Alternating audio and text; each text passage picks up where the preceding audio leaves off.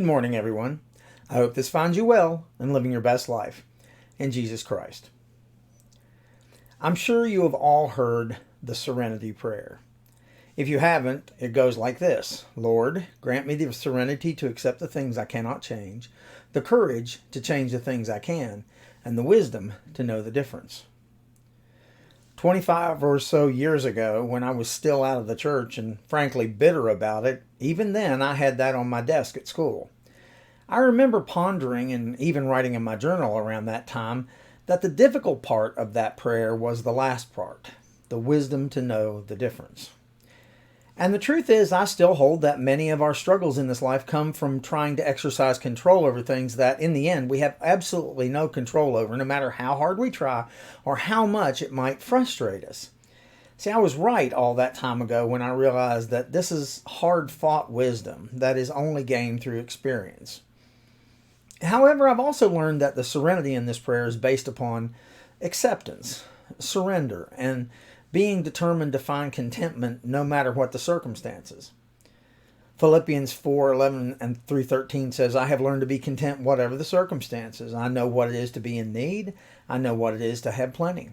I have learned the secret of being content in any and every situation, whether well-fed or hungry, whether living in plenty or in want.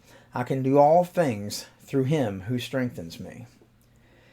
This particular verse speaks to me a lot. It means that you must first accept the situation, second, surrender to the Lord, hand it to him and trust him, and finally, commit yourself to doing your best through it with the Lord's help. Once you've done this, you can find peace and contentment in literally any situation, as Paul says.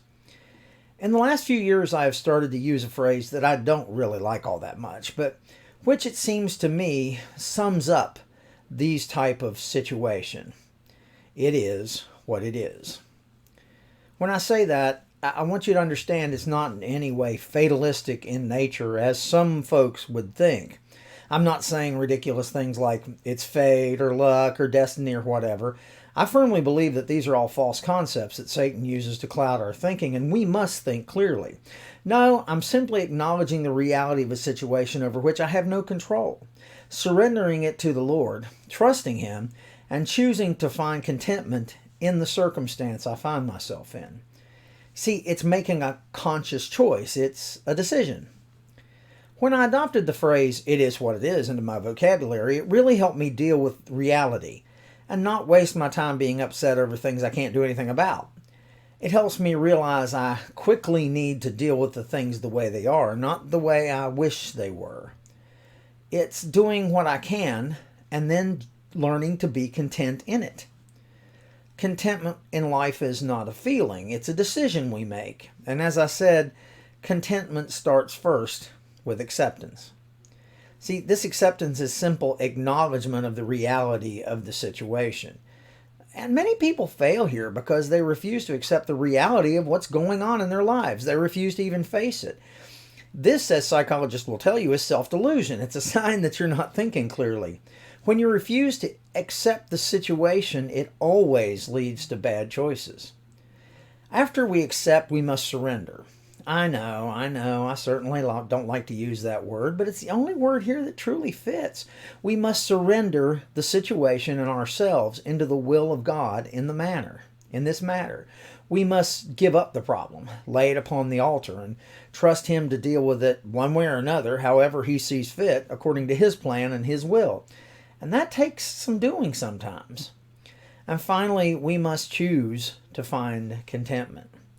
Contentment doesn't mean we never want to see change or improvement. It simply means we'll do the best we can with what we have, and we'll maintain an attitude that allows us to enjoy the gift we have of life. It enjoys us to not let impossible, painful, or tragic situations overcome us. It allows us to find his peace in the midst of our life's storm. I'm blessed that by the time our son died, God prepared Nancy and I for it by sending us many trials to face, where we were forced to find his peace and contentment. Of course, I couldn't understand that at the time, only by looking back. Through death and disaster, fire and flood, he was with us, and I know that he's still with us no matter what we may face. That's one of the reasons why I like that hymn that says, "Great is thy faithfulness, O Lord our Father." And He's with you too, if you only accept and surrender to His will and trust in Him, and then decide to be content no matter what life happens to bring. Look, I can't change our loss, but I can change and choose my response to it. I can trust the Lord who knows our difficulties and leads the way. I can lean into the one who is trustworthy and faithful. I can fully rely on the God who never asks me to understand, but does call on me to believe. My faith tells me that no matter what lies ahead of me, God's already there. He's preparing the way. So as we face many situations in life where we have absolutely no control, such as, for example, the COVID-19 pandemic, let us trust the one who does have control and simply choose to be content to turn it over to Him. It is what it is, and He is who He is. Praise the Lord. I hope you make today a terrific day, and I want you to know that I'm here if you need me. I love you all.